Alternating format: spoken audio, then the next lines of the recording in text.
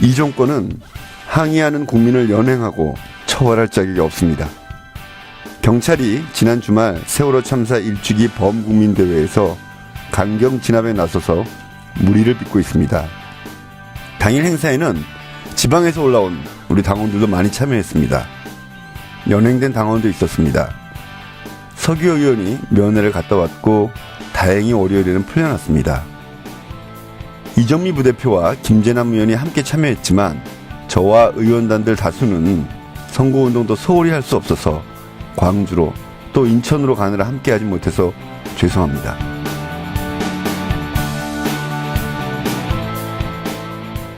세월호 집회 관련해서 더 말씀드려야겠습니다.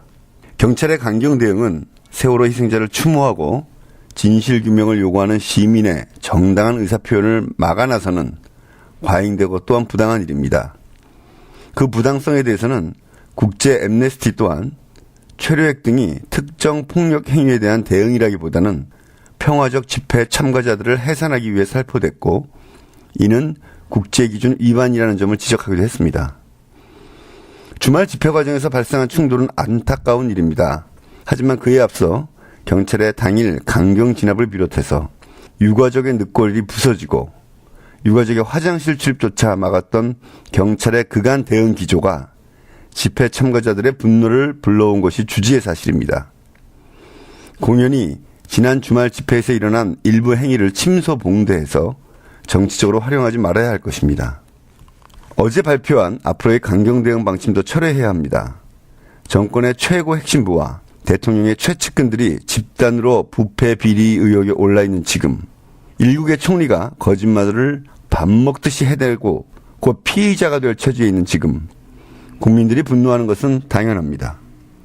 지난 4월 19일 일요일 55주년 4.19였습니다.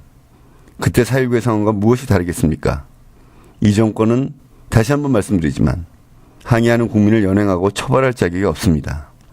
시행령이 제대로 되었다면 일어나지 않았을 일입니다. 다가오는 토요일 25일 다시 또 세월호 추모 집회가 있습니다. 우리 당원들 모두 함께 하셨으면 합니다.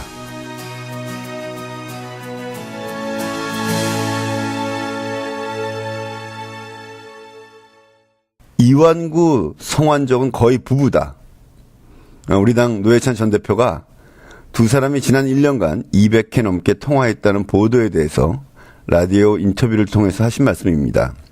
저도 일요일 이 보도를 보고 열애하는 사이가 아니라면 이렇게 많이 통화할 리가 없다라고 생각했었는데요. 노 대표께서는 저보다 더 센 표현을 하셨더군요. 성완종 전 회장의 리스트 사건과 관련해서 검찰 수사가 본격화되고 있는 가운데 이 총리의 처신이 계속해서 문제가 되고 있습니다. 운전기사를 수차례 수소문해서 또 해당 운전기사가 진실을 말한 것에 대해서 이를 음해하는 언론 인터뷰를 비서관이 하고 나서기도 했습니다. 진실을 감추려는 이 총리의 음험한 작업이 계속 드러나고 있습니다. 이런 상황에서 이 총리가 계속해서 총리 업무를 본다는 것을 용납할 수 없습니다. 이완구 총리는 정상적인 총리 업무보다 본인을 구명하는 일이 더 긴급한 피의자일 뿐입니다. 좀 더 정확하게 사실은 피내사자입니다. 곧 피의자가 되겠죠. 4.19 기념식에서조차도 기념사에 부정부패 척결을 입에 올릴 수 없었던 총리입니다. 더군다나 본인이 가진 권한을 이용해 언제든지 수사 과정을 방해하거나 왜곡시킬 가능성도 농후합니다. 정상적인 국정 운영을 위해서도 엄정한 수사를 위해서도 이 총리가 더 이상 현직을 유지해서는 안 됩니다. 이완구 총리에게 나라를 걱정하는 마음이 손톱만큼이라도 남아있다면 자진 사퇴해야 합니다. 그것만이 최악을 피하고 그나마 차악을 선택하는 것입니다. 새누리당은 이 총리의 거취 문제와 관련해서 대통령이 귀국할 때까지 기다려달라 하지만 그것은 정치의 책임을 방기하는 것입니다. 총리가 매일매일 밥 먹듯 거짓말을 하고 있는 모습을 더 이상 국민에게 보여드려서는 안 됩니다. 식물 총리가 국정을 단 하루라도 제대로 챙길 수 없습니다. 스스로 물러나지 않으면 다른 조치를 하지 않을 수 없습니다. 정의당도 책임 있는 정당으로서 모든 방법을 강구하고자 합니다. 대통령이 해외 순방 중 인사조치를 하는 것은 곤혹스러울 것입니다. 하지만 적어도 귀국하자마자 지체 없이 총리를 경질해야 합니다. 더 이상 국민이 인내하지 않을 것입니다.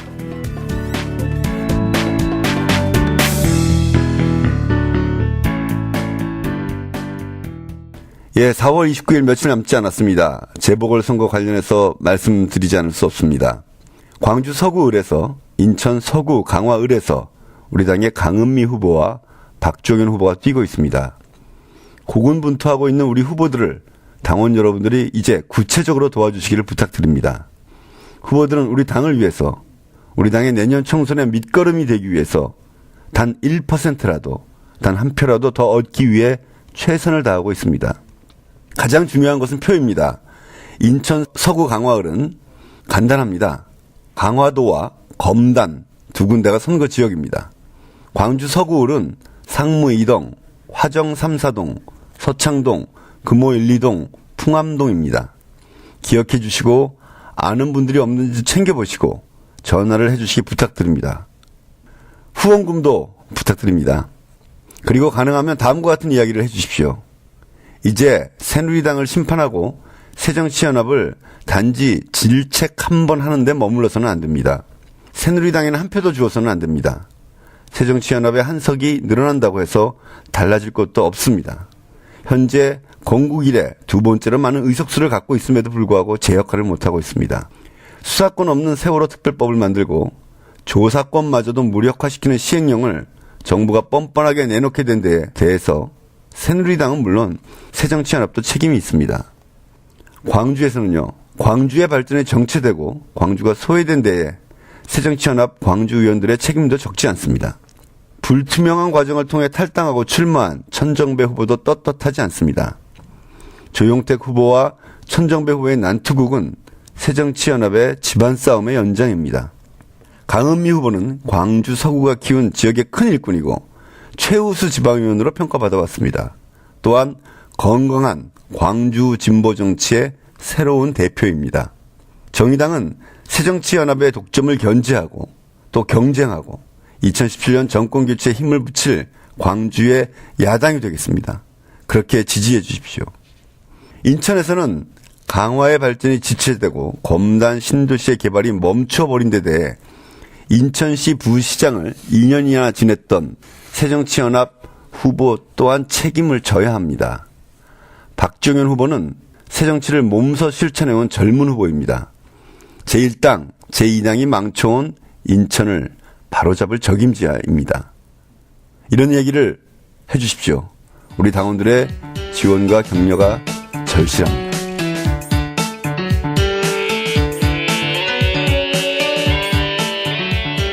마지막으로 좋은 소식 하나 전합니다. 기억하시죠? SK 브로드밴드와 LG U+의 인터넷 수리 노동자들의 고공농성.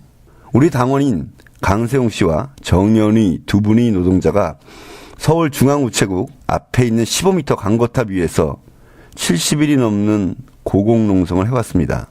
SK 브로드밴드가 먼저 타결되고 LG U+가 최근 타결되어 후속 절차가 원만히 진행되면 두 분이 내려올 수 있을 것으로 보입니다. 이 인터넷 수리 기사들은 소위 다단계 하도급 제도로 인해서 자영업자의 신분으로 일해왔었습니다. 이제부터는 협력업체 소속 정규직 노동자로 전환하고 개통, 수리, 해지 업무의 재하도급을 금지하기로 했습니다. 정말 고난에 찬 어려운 투쟁이 적지 않은 성과를 거둔 것입니다. 그동안 당원 여러분께서 많은 격려를 해주셨고 시도당 차원의 격려 방문이 줄을 이었습니다. 이 자리를 빌어 당원 여러분들께도 감사드리고 앞으로 집과 사무실로 방문하는 수리기사분들께 더욱 친절히 해주시기도 부탁드립니다. 예, 이 소식을 마지막으로 오늘 인사드립니다. 다시 한번 인천과 광주를 챙겨주시기를 부탁드립니다. 감사합니다.